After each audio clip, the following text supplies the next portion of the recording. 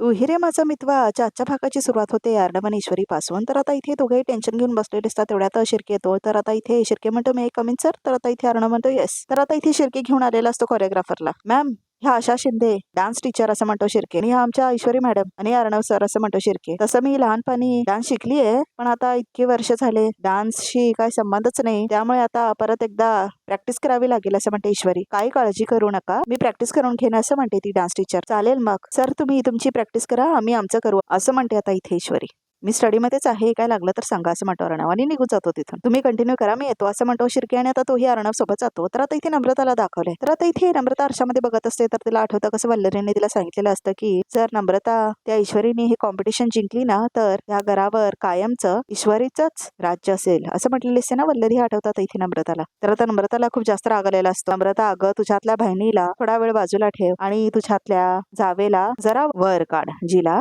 स्वतःचा हक्क हवाय आणि जिला आपल्या फ्युचरची काळजी असं म्हणते वल्लरी. तर ते सगळं आठवतं नम्रताला. ती आरशात बघत असताना, नम्रता ही लढाई फक्त तुझ्या बहिणीच्या विरोधात नाहीये, ही लढाई तुझ्या अस्तित्वाच्या बाजूने आहे असं समज. त्यामुळे कुठलाही विचार न करता फक्त फक्त लढण्यासाठी खेळ असं म्हणते नम्रता. आई काल बरोबर बोलत होत्या, हाच एक मौका आहे तुझ्यासाठी. त्यामुळे काही नाही केलं तर पायपुसणं होईल माझं या घराचं. त्यामुळे काही करून मला ही स्पर्धा काहीच करून जिंकायचीच आहे असं म्हणते आता नम्रता. तर आता इथे ईश्वरी बांधून घेते आपल्या पायावरती घुंगरू. बघा प्रेक्षक हो, डान्स करण्यासाठी रेडी असं म्हणते आता इथे ती बाई. तर आता इथे ईश्वरी आणि ती बाई डान्स करायला लागतात, म्हणजे डान्स टीचर. आता ती तिला शिकवायला लागते. 5, 6, 7, 8 असं म्हणून त्या डान्स करत असतात. तर आता इथे नमस्कार शिकवत असते ती भरतनाट्यमचा. बघा प्रेक्षक हो. तर आता इथे ईश्वरी तिला बघून स्टेप्स कॉपी करत असते. बघा प्रेक्षक हो. तर आता इथे सगळा डान्स होत असतो त्यांचा. तर आता इथे नम्रता गाण्याची प्रॅक्टिस करत असते. बघा प्रेक्षक हो. तर आता इथे बघा प्रेक्षक हो, तमन राग गुणगुणते नम्रता. तर ऍक्च्युली रिअल लाईफ मध्ये पण नम्रता सिंगर आहे. बघा प्रेक्षक हो. काय करतेस नमो,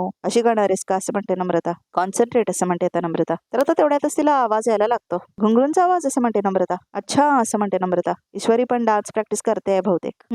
असं म्हणते नम्रता. पण काय नाही इशू, सगळ्यात छान गाणं तर माझंच होणार आहे, लोकांना माझंच गाणं आवडणार आहे. तू कर कर कर डान्स प्रॅक्टिस कर.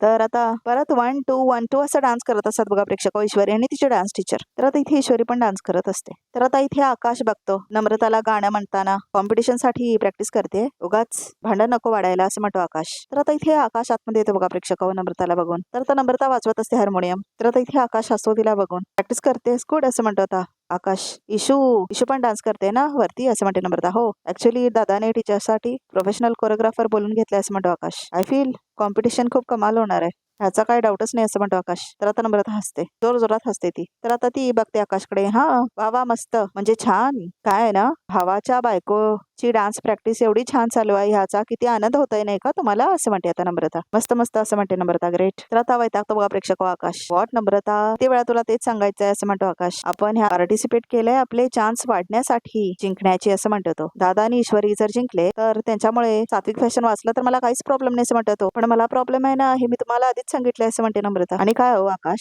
जे जिजूना सुचलं ते तुम्हाला का नाही सुचलं असं म्हणते नम्रता. म्हणजे असं म्हणतो आकाश, जिजूने ईश्वरीसाठी एक कोरिओग्राफर आणलं, ती तिची प्रॅक्टिस घेते, आणि माझ्यासाठी एक चांगली म्युझिक टीचर माझ्यासाठी का नाही आणली, माझा रियाज करून घेण्यासाठी असं म्हणते नम्रता. सिरियसली असं म्हणतो आकाश. आता तू यावरून भांडणार आहेस माझ्याशी असं म्हणतो तो. मी सारखी तुम्हाला भांडतानाच दिसते का आकाश, तुम्हाला माझा मुद्दा कळतच नाहीये, मी काय म्हणते ते तुम्हाला कळत सुद्धा नाही असं म्हणते ती. बघा ते दोघंही कॉम्पिटिशन खूप सिरियसली घेत आहेत, हे तुम्हाला कळतच नाही असं म्हणते नम्रता. कळतंय मला आणि मी सिरियस आहेच असं म्हणतो आकाश. ओके असं म्हणतो तो. जाऊ दे असं म्हणते नम्रता. आकाश तुमच्याशी ना बोलण्यात काय अर्थच नाही असं म्हणते नम्रता. तर आता इथे नम्रता आपला रियाज करत असते. तर आता घुंगरूंचा आवाज येत असतो जोरात. तर आता नम्रताला खूप जास्त राग येतो, तिचं डोकं दुखायला लागतं. तर आता इथे ईश्वरी डान्स करत असते. तर आता ती कोरिओग्राफर तिला शिकवत असते. तर आता ईश्वरीचे पाय दुखतात. ऐक असं म्हणते ईश्वरी, मॅडम तुम्ही दमला असाल तर थोड्या वेळाने आपण प्रॅक्टिस करूया असं म्हणते ती. नाही नाही नाही नाही केलं पाहिजे, करूया असं म्हणते ईश्वरी. नक्की असं म्हणते ती. हो असं म्हणते ईश्वरी. तर आता इथे परत डान्स करायला लागते ईश्वरी. तर आता नम्रता चिडून जात असते तिथून. तर नम्रता थांब, काय करतेस तू असं म्हणतो आकाश. प्लीज मला थांबवू नका, ते दोघांना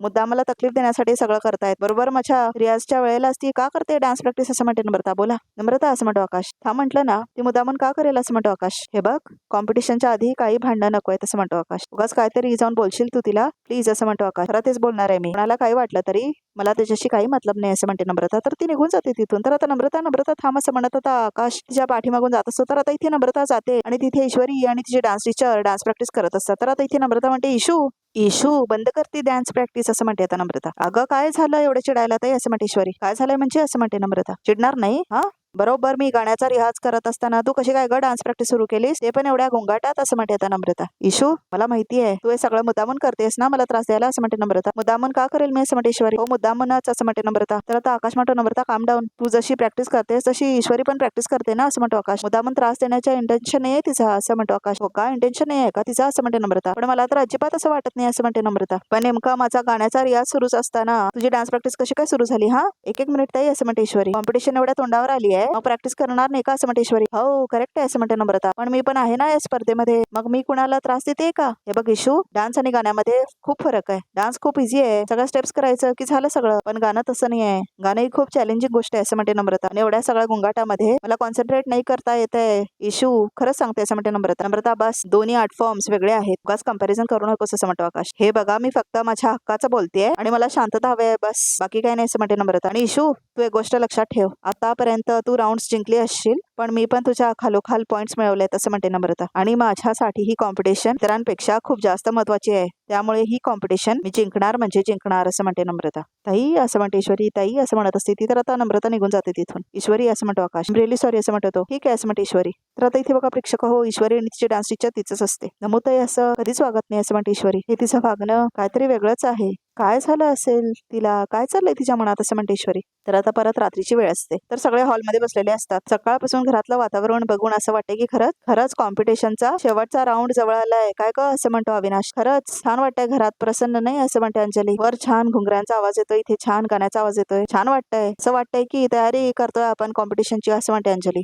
काय चिंटू, तुमची तयारी कुठपर्यंत आली, असं म्हणते आजी. तर आता इथे घुंगरूंचा आवाज येतो. आजी घुंगरांचा आवाज येतोय ना, एकदम जोरात चालू आहे तयारी, असं म्हणतो अविनाश. तर आता वल्लरीला मात्र राग आलेला असतो. तर आता नम्रता येते. का हो सुनबाई, तुमची तयारी कशी सुरू आहे, असं म्हणते वल्लरी. आई तयारी एकदम मस्त चालू आहे, असं म्हणते नम्रता. अरे वा, असं म्हणतो अविनाश. मग मी काय म्हणतो, या दोघींची तयारी झालीच असेल तर आपल्या घरातच या दोघींमध्ये कॉम्पिटिशन केली तर जुगलबंदी, असं म्हणतो आता अविनाश. हो ना, म्हणजे आम्हालाही कळेल कोणत्या टीमची किती तयारी झाली ते, असं म्हणते आजी. करेक्ट, असं म्हणतो अविनाश. वॉट, असं म्हणतो आता इथे अर्णव.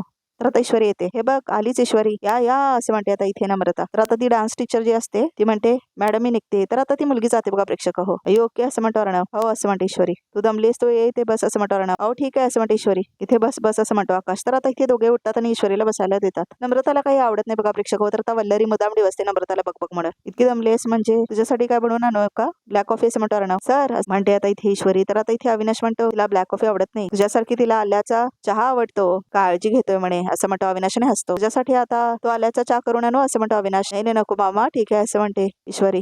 तर आता सगळे हसत असतात बघा प्रेक्षक. तर अर्णव बघत असतो ईश्वरीकडे आणि ईश्वरी पण अर्णवकडे बघत असतो.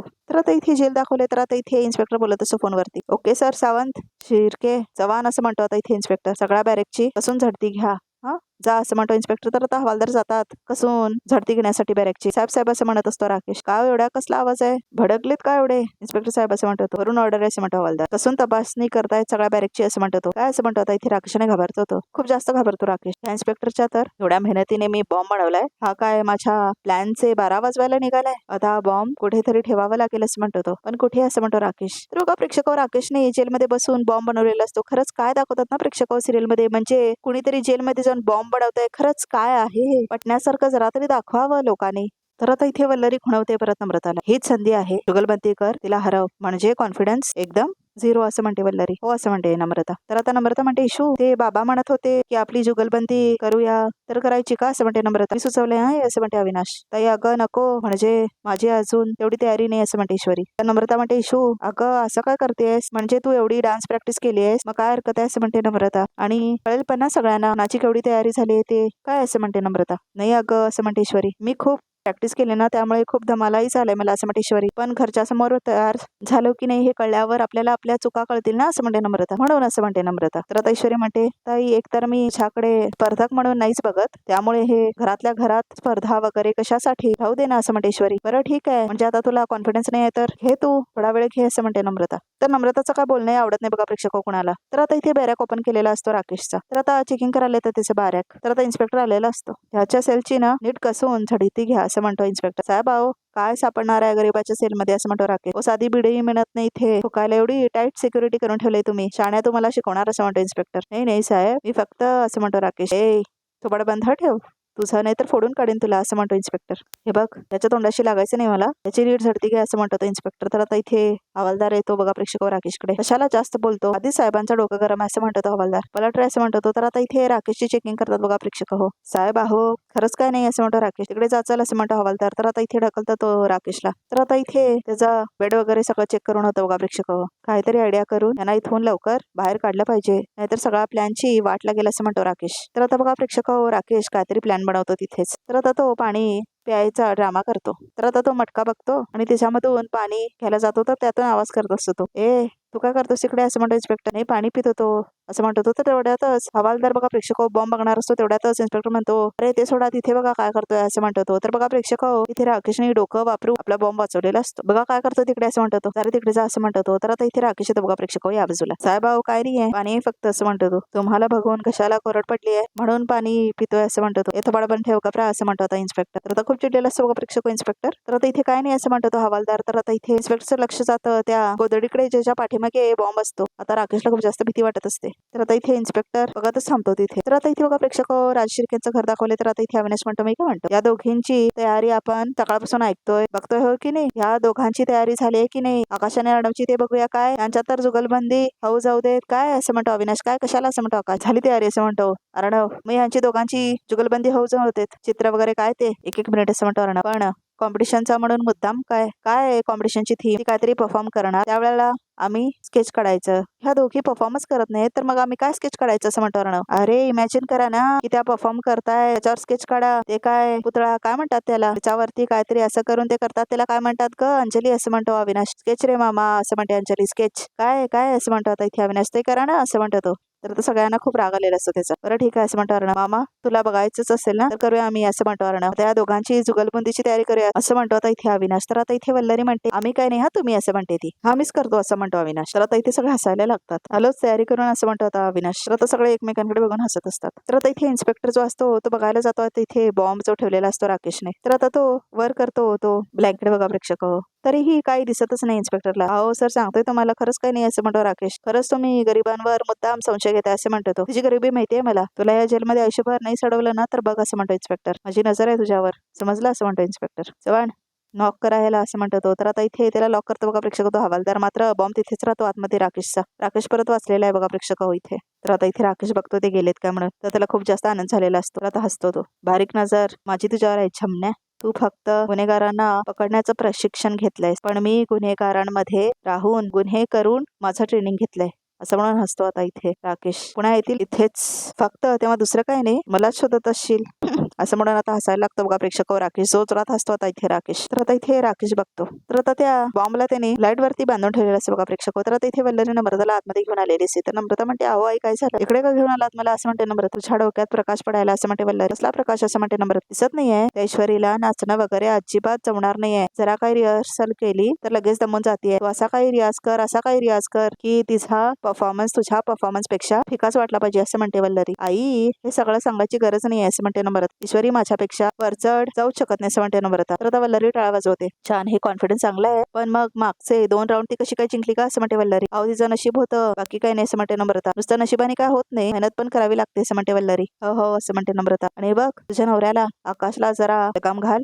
त्याला काहीही करून प्रवृत्त कर की हा राऊंड तुम्ही जिंकायला हवा असं म्हणते आता वल्लरी. तुम्ही हा राऊंड जिंकला नाही ना तर तुमचं काय खरं नाही बघ असं म्हणते वल्लरी. नाही नाही नाही काही करून आकाशना अर्णव जिजूंच्या प्रभावाखाली जे ते आहे त्यातून मला बाहेर काढावंच लागेल असं म्हणते आता इथे नम्रता.